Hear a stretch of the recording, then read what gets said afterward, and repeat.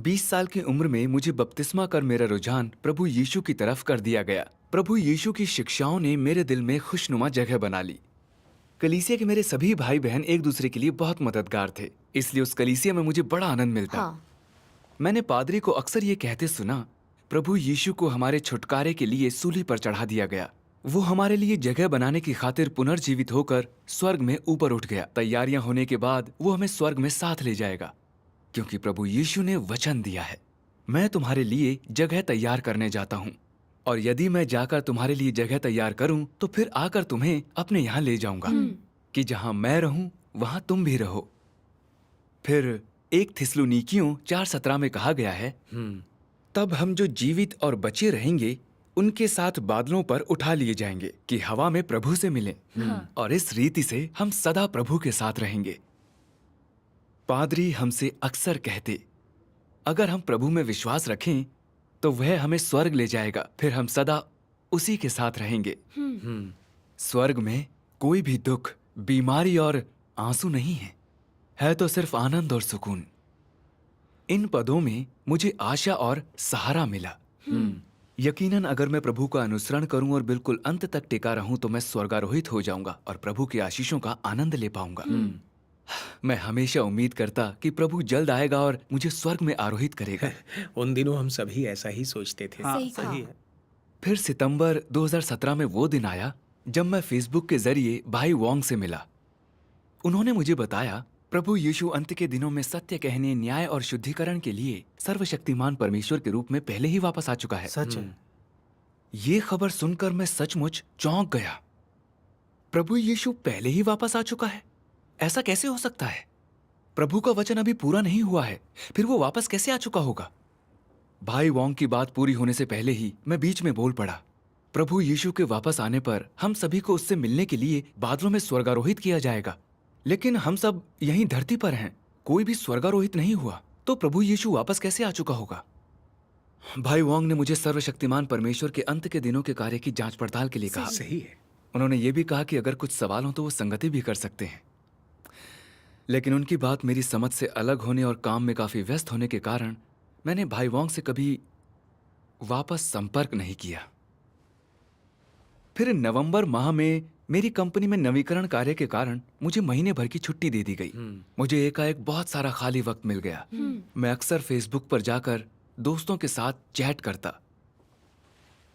मैंने देखा मेरे दोस्त सर्वशक्तिमान परमेश्वर की कलीसिया की फिल्में, वीडियो, गवाही लेख, संगीत वीडियो, भजन वगैरह पोस्ट कर रहे हैं। मुझे भाई वोंग की बात याद आई कि प्रभु यीशु पहले ही वापस आ चुका है। मेरी जिज्ञासा बढ़ गई। दरअसल सर्वशक्तिमान परमेश्वर की कलीसिया किस किस्म की है?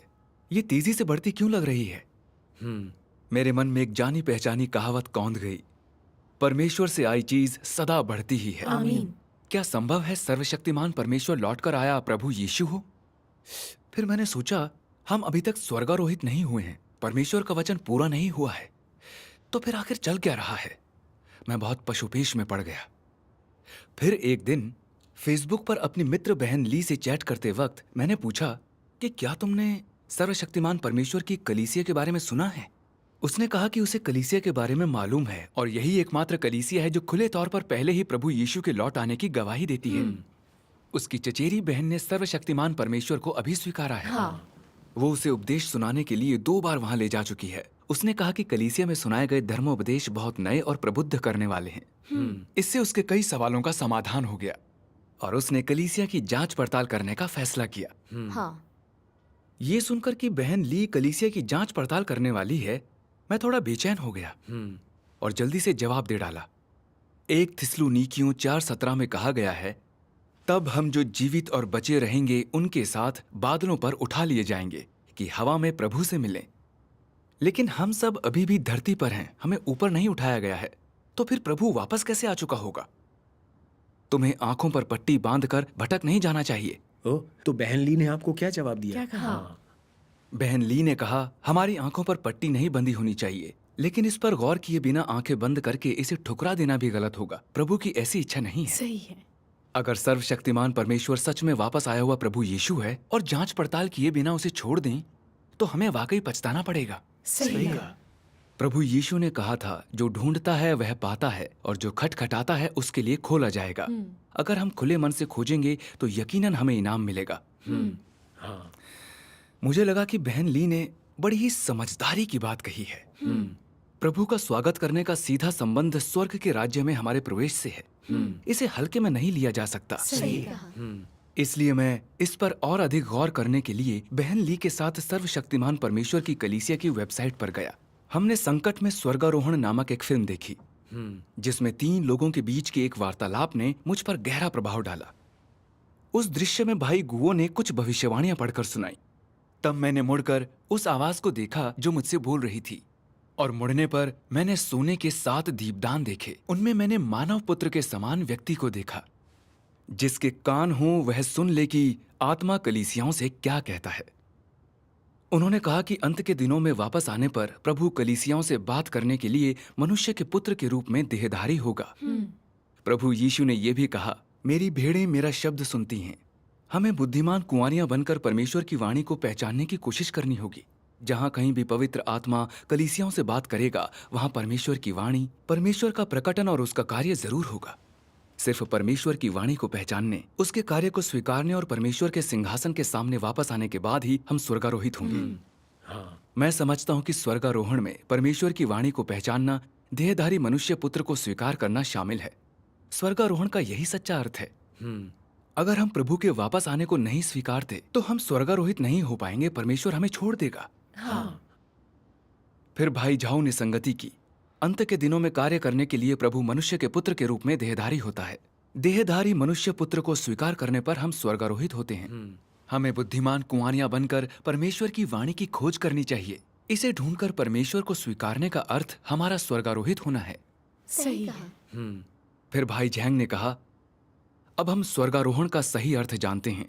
स्वर्गारोहण तब होता है जब प्रभु हमें पाने के लिए पृथ्वी पर आता है, जब हम उसकी वाणी को पहचानते हैं और आखिरकार उसके सामने वापस लौटते हैं। नीचे से ऊंचा उठाए जाने से इसका कोई संबंध नहीं है। हम मानते थे कि प्रभु स्वर्ग में है और वो हमें स्वर्ग में आरोहित करेगा, लेकिन यह स्वर्गारोहण हमारी कल्पना की उड़ान है। इसका कोई आधार नहीं है। सही है। सही कहा। फिल्म में इस जगह पर पहुंचकर मैं थोड़ा असमंजस में पड़ गया। इसलिए मैंने बहन ली से पूछा, ये स्वर्गारोहण की मेरी अपनी समझ से अलग है, तो मतलब इतने समय तक मैंने इसे गलत समझा? मेरे पादरी स्वर्गारोहण को हमेशा इसी तरह से समझाते हैं। स्वर्गारोहण का मतलब बस प्रभु यीशु के वापस आने पर हमें उससे मिलने के लिए आकाश में ऊपर उठाया जाना है। क्या ये समझ वाकई गलत हो सकती है? बहन ली ने जवाब दिया, उनकी बात में प्रबुद्धता है। आखिर बाइबल में कहा गया है कि केवल पवित्र लोग ही प्रभु को देख पाएंगे। अभी तक पाप करने और कबूल करने के चक्र में फंसे हम क्या प्रभु पर नजर डालने लायक हैं? नहीं। क्या प्रभु से मिलने के लिए आकाश में स्वर्गारोहित होने की हमारी संकल्पना बहुत अस्पष्ट नहीं है? मैंने सर्वशक्तिमान परमेश्वर की कलीसिया के भाई बहनों को कहते सुना है कि प्रभु यीशु ने सिर्फ छुटकारे का कार्य किया है, इंसान के पापों को माफ कर दिया है, लेकिन इंसान के भ्रष्ट स्वभाव और पापी प्रकृति का समाधान होना भी बाकी है। परमेश्वर का विरोध और पाप करने के कारण लोग उसके राज्य में प्रवेश नहीं कर पाते। इंसान को बचाने के लिए परमेश्वर अंत के दिनों में देहधारी होकर आया है। प्रभु यीशु के कार्य की बुनियाद पर वो इंसान के पापों को जड़ से उखाड़ फेंकने के लिए सत्य व्यक्त करके इंसान का न्याय और शुद्धिकरण कर रहा है, ताकि इंसान पाप से मुक्त होकर परमेश्वर के राज्य में प्रवेश कर सके। इसलिए मुझे नहीं लगता कि स्वर्गारोहण उतना आसान है जितना हम सोचते हैं। बहन ली की बातें सुनने के बाद मुझे भी लगा कि स्वर्गारोहण की संकल्पना के पीछे कोई रहस्य है। मैंने भी उसे समझना चाहा। हम सर्वशक्तिमान परमेश्वर की कलीसिया के भाई वोंग के पास गए, उन्हें अपनी उलझन के बारे में बताया। हाँ। मैंने कहा, 1 थिस्सलुनीकियों 4:17 में कहा गया है, तब हम जो जीवित और बचे रहेंगे उनके साथ बादलों पर उठा लिए जाएंगे कि हवा में प्रभु से मिले। हमने संकट में स्वर्गारोहण नामक फिल्म में देखा कि स्वर्गारोहण का अर्थ प्रभु के वापस आने पर यहीं पृथ्वी पर प्रभु की वाणी को पहचानना और उसके वचनों और कार्य को स्वीकार करना है। इसका अर्थ प्रभु से मिलने के लिए आकाश में उठाया जाना नहीं है, जैसा कि बाइबल में है। तो क्या ये बाइबल के वचन के विपरीत नहीं है? तो फिर भाई वांग ने क्या कहा? हाँ।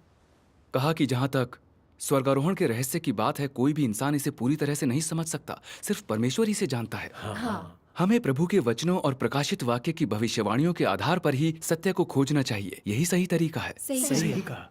अच्छा, प्रभु की प्रार्थना में क्या कहा गया है? हे हमारे पिता, तू जो स्वर्ग में है, तेरा नाम पवित्र माना जाए, तेरा राज्य आए, तेरी इच्छा जैसी स्वर्ग में पूरी होती है वैसे पृथ्वी पर भी हो। प्रभु यीशु ने हमें साफ तौर पर बताया, परमेश्वर का राज्य अंत के दिनों में पृथ्वी पर उतरेगा, वह स्वर्ग में नहीं होगा। परमेश्वर की इच्छा पृथ्वी पर वैसे ही पूरी होगी जैसे कि वो स्वर्ग में हो। प्रकाशित वाक्य में भी कहा गया है, फिर मैंने पवित्र नगर नए यरूशलेम को स्वर्ग से परमेश्वर के पास से उतरते देखा। वह उस दुल्हन के समान थी जो अपने पति के लिए श्रृंगार किए हो। फिर मैंने सिंहासन में से किसी को ऊंचे शब्द से यह कहते हुए सुना, देख, परमेश्वर का डेरा मनुष्यों के बीच में है, वह उनके साथ डेरा करेगा और वे उसके लोग होंगे, और परमेश्वर आप उनके साथ रहेगा और उनका परमेश्वर होगा। जगत का राज्य हमारे प्रभु का और उसके मसीह का हो गया, और वह युगान युग राज्य करेगा। आमीन। इन भविष्यवाणियों में जिक्र है, परमेश्वर का डेरा मनुष्यों के बीच में है, जगत का राज्य हमारे प्रभु का और उसके मसीह का हो गया, और नए यरूशलेम को स्वर्ग से परमेश्वर के पास से उतरते देखा। इन वचनों से साबित होता है कि अंत के दिनों में परमेश्वर अपना राज्य पृथ्वी पर बनाएगा, वो इंसानों के बीच में जिएगा। दुनिया के तमाम राष्ट्र मसीह का राज्य बन जाएंगे। अगर अपने विश्वास के अनुसार हम इस बात पर कायम रहें कि परमेश्वर का राज्य स्वर्ग में है और प्रभु वापस आने पर हमें स्वर्ग में आरोहित करेगा, तो क्या ये सभी भविष्यवाणियां बेकार साबित नहीं हो जाएंगी? सही कहा। सही कहा। इस बात पर मैंने मन ही मन सोचा। ईसाई होने के इतने वर्षों में मैंने हमेशा प्रभु से प्रार्थना की है कि परमेश्वर का राज्य आ जाए और उसकी इच्छा उसी तरह पृथ्वी पर पूरी होगी जैसे कि वो स्वर्ग में हो। प्रकाशित वाक्य में स्पष्ट रूप से कहा गया है, परमेश्वर का डेरा मनुष्यों के बीच में है, जगत का राज्य हमारे प्रभु का और उसके मसीह का हो गया, और नए यरूशलेम को स्वर्ग से परमेश्वर के पास से उतरते देखा। ये दिन के उजाले की तरह साफ है। मैं खुद इसे कैसे नहीं समझ पाया। पादरी या प्रचारकों ने इन अध्यायों के बारे में कुछ क्यों नहीं बताया? सर्वशक्तिमान परमेश्वर की कलीसिया के लोगों ने हर चीज साफ साफ बता दी है। मैं जितना सुनता हूं, मेरी दिलचस्पी बढ़ती जाती है, मगर मेरे मन में अभी भी कुछ सवाल बने हुए थे। तो मैंने भाई वांग से पूछा, परमेश्वर द्वारा पृथ्वी पर अपना राज्य बनाने के बारे में आपकी चर्चा ताज़ा, नई और बाइबल के अनुरूप है, लेकिन प्रभु यीशु ने यह भी वचन दिया, मैं तुम्हारे लिए जगह तैयार करने जाता हूं, और यदि मैं जाकर तुम्हारे लिए जगह तैयार करूं तो फिर आकर तुम्हें अपने यहां ले जाऊंगा, कि जहां मैं रहूं वहां तुम भी रहो। पुनर्जीवित होकर स्वर्ग में आरोहित होने के बाद प्रभु यीशु ने हमारे लिए एक जगह बनाई, तो फिर स्वर्ग में वह जगह होनी चाहिए। इस अंश को और किस रूप में समझा जाए? भाई वोंग ने इस संगति के साथ जवाब दिया, प्रभु के सभी वचनों में रहस्य है। हम अपनी धारणाओं के आधार पर परमेश्वर के कार्य को सीमाओं में नहीं बांध सकते, क्योंकि परमेश्वर का कार्य अथाह है। सही है। परमेश्वर के अपना सारा कार्य पूरा कर लेने के बाद ही हम सब उसे साफ तौर पर देख पाएंगे। सर्वशक्तिमान परमेश्वर के अंत के दिनों के कार्य को स्वीकारने और उसके फल देखने पर मैं समझ गया कि प्रभु का हमारे लिए जगह बनाने का अर्थ पृथ्वी पर परमेश्वर का अंत के दिनों में देहधारी होना है, और ये पूर्व निर्धारित करना भी कि हम उसके कार्य को स्वीकार करने के लिए जन्म लेंगे। ये प्रभु के इस वचन को पूरा करता है कि जहां मैं रहूं वहां तुम भी रहो। इसलिए आप देख सकते हैं कि जो जगह प्रभु यीशु ने हमारे लिए बनाई वह पृथ्वी पर है, स्वर्ग में नहीं। हाँ। इन बातों को सुनकर मुझे एहसास हुआ कि मैं कितना अनजान हूं। प्रभु अंत के दिनों में अपना कार्य करने के लिए पृथ्वी पर आया, और मैं अब भी बादलों को देखकर इंतजार कर रहा हूं कि प्रभु मुझे स्वर्गारोहित करेगा। मैंने बिल्कुल गलत समझ लिया था। मैं प्रभु का स्वागत कैसे करता और कैसे स्वर्गारोहित होता। सही है। फिर भाई वोंग ने सर्वशक्तिमान परमेश्वर के वचनों का एक अंश पढ़ा। आइए हम सब देखें। ठीक है।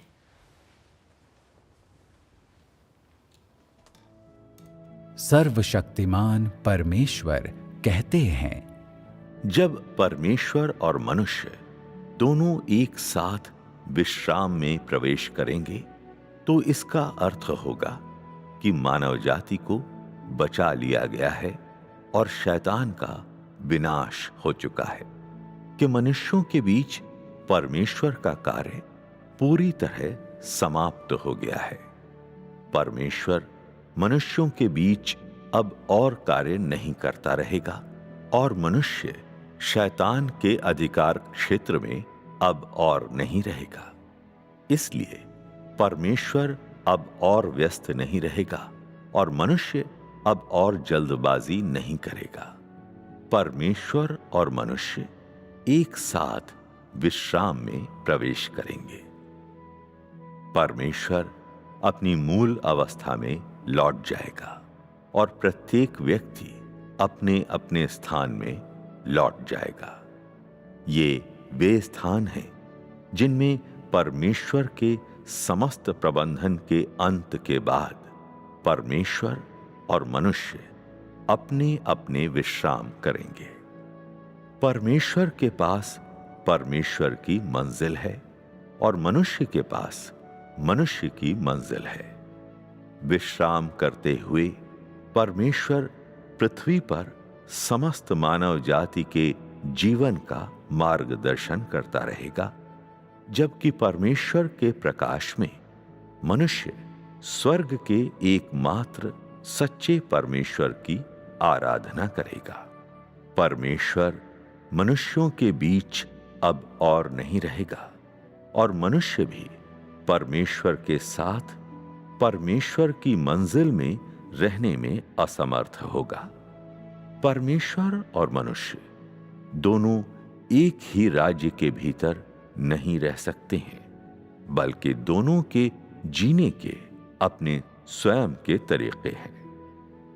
परमेश्वर वह एक है जो समस्त मानव जाति का मार्गदर्शन करता है, जबकि समस्त मानव जाति परमेश्वर के प्रबंधन के कार्य का ठोस स्वरूप है। यह मानव जाति है जिसकी अगुवाई की जाती है। सार के संबंध में मानव जाति परमेश्वर के समान नहीं है। विश्राम करने का अर्थ है अपने मूल स्थान में लौटना। इसलिए जब परमेश्वर विश्राम में प्रवेश करता है तो इसका अर्थ है कि परमेश्वर अपने मूल स्थान में लौट जाता है। परमेश्वर पृथ्वी पर मनुष्यों के बीच अब और नहीं रहेगा, या मानव जाति के बीच होने के समय मानव जाति के आनंद या उसकी पीड़ाओं में सहभागी नहीं बनेगा। जब मानव जाति विश्राम में प्रवेश करती है तो इसका अर्थ है कि मनुष्य एक सच्ची सृष्टि बन गया है। मानव जाति पृथ्वी पर से परमेश्वर की आराधना करेगी और सामान्य मानवीय जीवन जिएगी। लोग परमेश्वर के अब और अवज्ञाकारी और प्रतिरोध करने वाले नहीं होंगे। वे आदम और हव्वा के मूल जीवन की ओर लौट जाएंगे।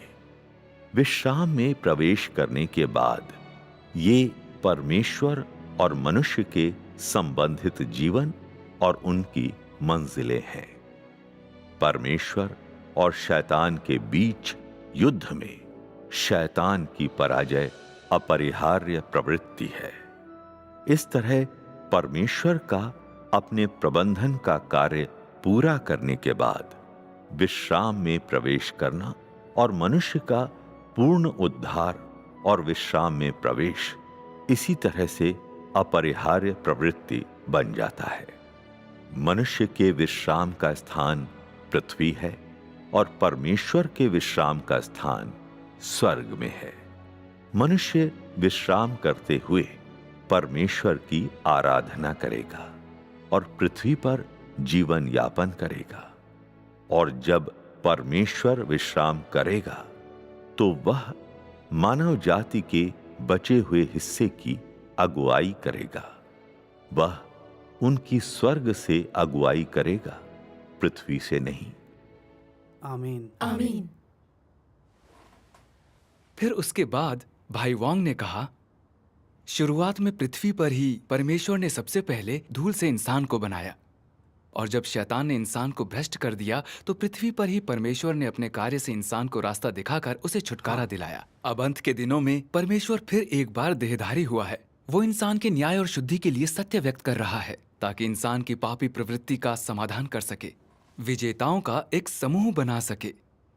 ये विजेता परमेश्वर के वचनों को सुनकर उसके सामने समर्पित हो उसका अनुसरण कर सकते हैं। यही पृथ्वी पर परमेश्वर की इच्छा पूरी होगी और मसीह का राज्य साकार होगा, जिससे परमेश्वर को गौरव मिलेगा। हाँ।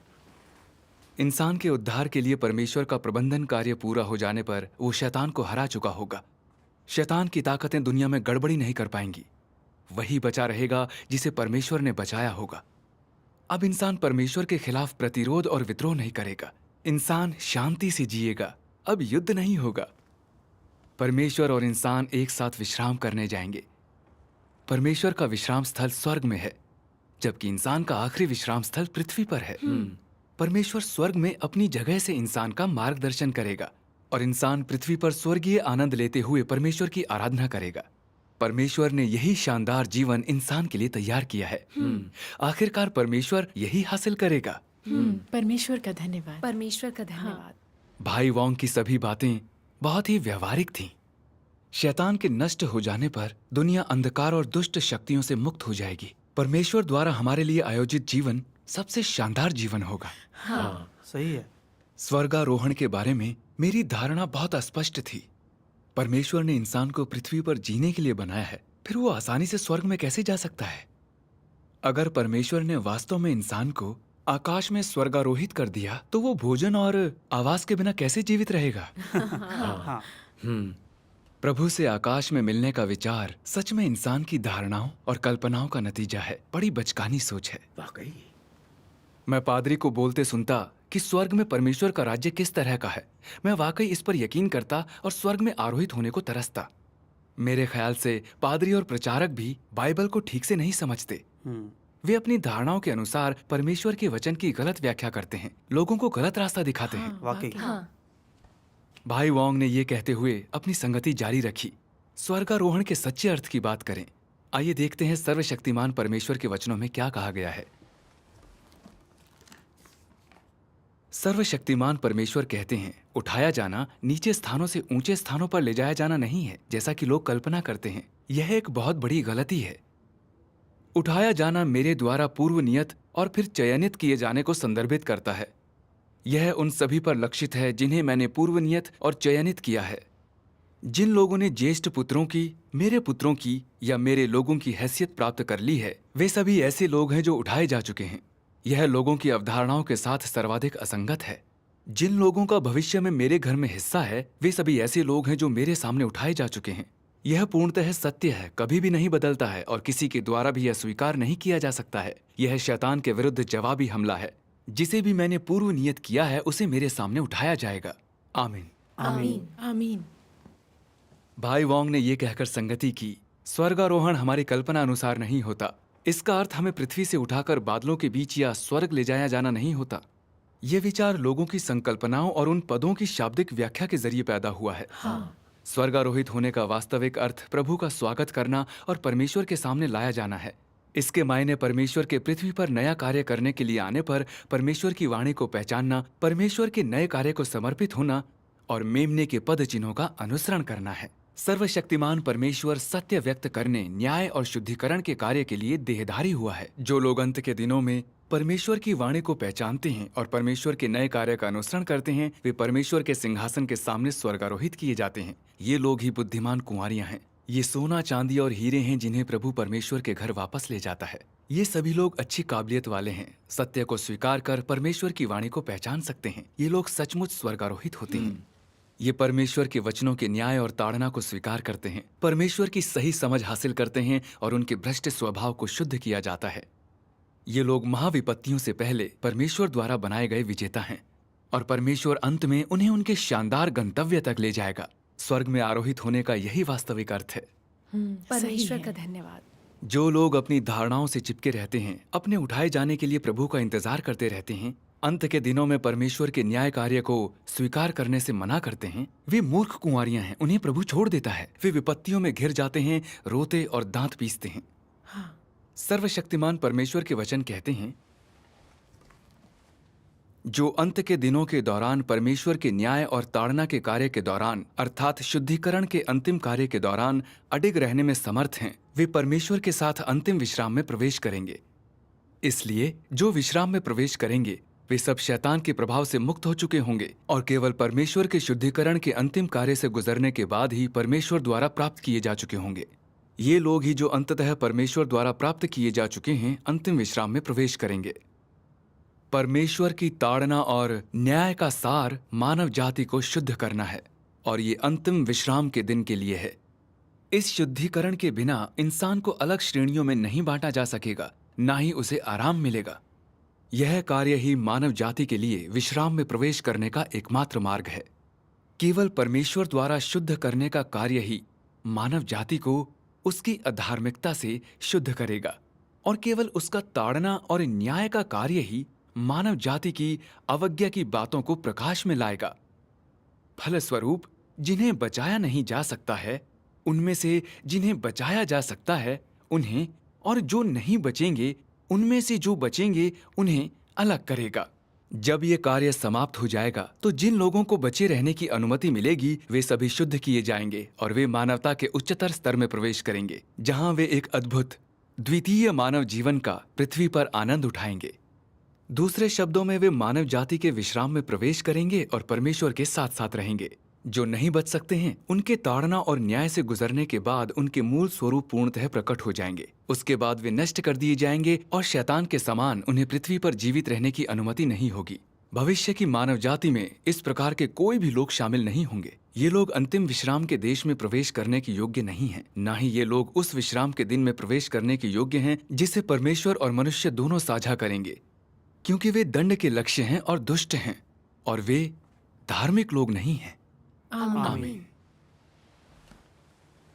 फिर भाई वांग ने कहा, जो लोग परमेश्वर में सच में विश्वास रखते हैं और परमेश्वर के प्रकट होने को तरसते हैं, उन सब ने उसके वचन पढ़ने के बाद सर्वशक्तिमान परमेश्वर को स्वीकार किया है।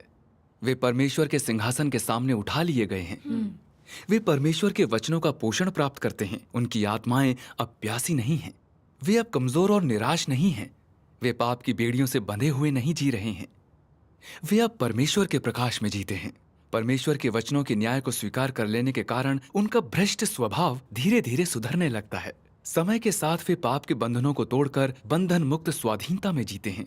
तो क्या ये जीवन एक स्वर्गारोहित व्यक्ति का नहीं है? हाँ, परमेश्वर परमेश्वर का धन्यवाद। धन्यवाद। भाई वोंग की संगति ने मेरी उलझन को सुलझा दिया। स्वर्गारोहित होने का अर्थ है परमेश्वर को पहचान कर उसके सिंहासन के सामने वापस आना। मैंने आखिरकार स्वर्गारोहण के सच्चे अर्थ को समझ लिया। इतने सालों में मैं सिर्फ बाइबल के शाब्दिक अर्थ को ही समझ पाया था। मेरी धारणा थी कि प्रभु हमें उठाने के लिए आएगा और हम उससे मिल पाएंगे। मैंने परमेश्वर की वाणी को ना पहचान कर स्वर्गारोहित होने का अपना मौका करीब करीब गंवा ही दिया था। सही कहा। मैं कितना अनजान था। अब मैंने जाना कि सिर्फ वही लोग जो परमेश्वर के सिंहासन के सामने स्वर्गारोहित होते हैं, परमेश्वर के वचन के न्याय को स्वीकार करते हैं और शुद्ध होकर परमेश्वर के राज्य में प्रवेश कर उसके वायदे पाने के लायक होते हैं। हाँ, परमेश्वर का कार्य सच में बुद्धिमत्तापूर्ण और सार्थक है।